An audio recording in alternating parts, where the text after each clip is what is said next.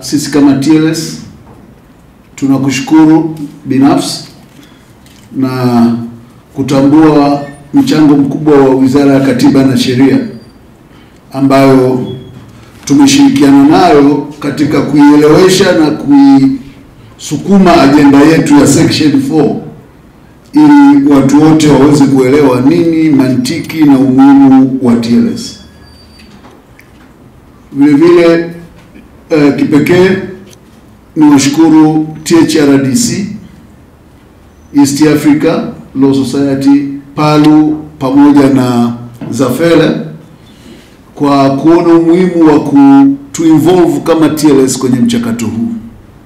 Kazi hii ni kubwa. Siku zote nimekuwa nikiwaambia watu kwamba wote mnaowaona wakihangaika huko mitaani ni watenda kazi shambani mabwana. Mabwana ndio sisi. Yaani sisi ndio delegatus wa Mungu. Wengi hawajua, nafikiri labda wachungaji, maaskofu ndio watumishi wa Mungu. Wale ni watenda kazi shambani mwa Mungu, ni watenda kazi wa Mungu. Lakini hakuna mahali Mungu alipotokeza kama mchungaji au mwinjilisti.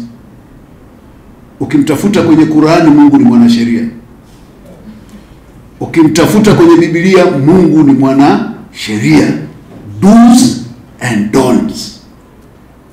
Very clear. Hata siku ya mwisho, soma vitabu vyote viwili vinatueleza kwamba tutafika kuhukumiwa siku ya mwisho. Kazi ya kisheria. Kwa hiyo unapokuwa mwanasheria au unapoongoza taasisi ya kisheria kushughulika na mambo ya kisheria, unafanya kazi takatifu na kazi ya kimungu. Fanya kwa kuwajibika na kuhakikisha kwamba tunatumia wajibu wetu kuifanya East Africa kuwa mahali bora na salama kwa kila mmoja kuishi.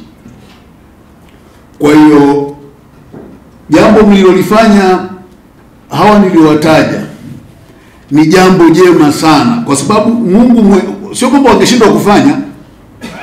Ukisoma Mwanzo 1:26 Mungu anasema na tuumbe mtu kwa mfano wetu akatawale viumbe. Kwa nini alishindwa kuumba mwenyewe? Umoja.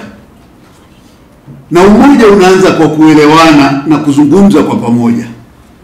Na kote kwenye Biblia, kwa sababu ndiko nilikolelewa, Amos 3:3 inasema watu wawili hawawezi kwenda pamoja wasipopatana. Ndio maana tuko hapa tukubaliane. Hii kazi ni njema na muhimu kwa ajili ya taifa letu. Na kwa nchi yetu tunaingia kwenye kipindi cha uchaguzi. Kwa East Africa, PALU, THRDC, mjue hatuwezi kuignore swala zima la demokrasia ya uchaguzi. Tuone we have a role to play, kwamba zoezi lililopo mbele yetu tulimalize kwa salama na tukiwa wamoja zaidi kama taifa. Kwa hiyo kwa kipekee ninaleta salamu za baraza la uongozi la TLS pamoja na wanachama wa TLS. Na uwepo wetu ni commitment yetu kama TLS kwamba we are ready to cooperate, kujumuika na kushirikiana nanyi tuweze kufanya kazi pamoja kwa uadilifu. Sisi TLS tupo, tutakuwa tayari kufanya nanyi na kuzungumza kwa mapana na kuona namna gani tuwaengage wadau wote. Na ni wito wangu kwa wadau wengine waone kwamba jukumu hili ni la muhimu. Taifa hili bila utawala wa sheria, bila ushirikiano wa wadau, tutakuwa tukifanya jitihada ambazo kwa kweli kuna mahali tutakuwa tunashindwa kuzikamilisha kwa ukamilifu.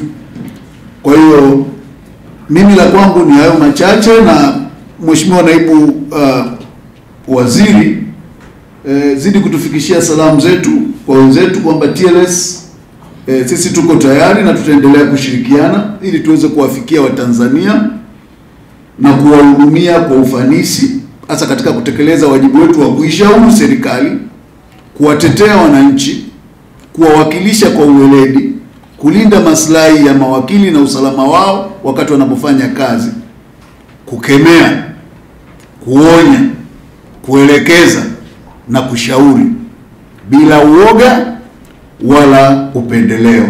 Asante sana.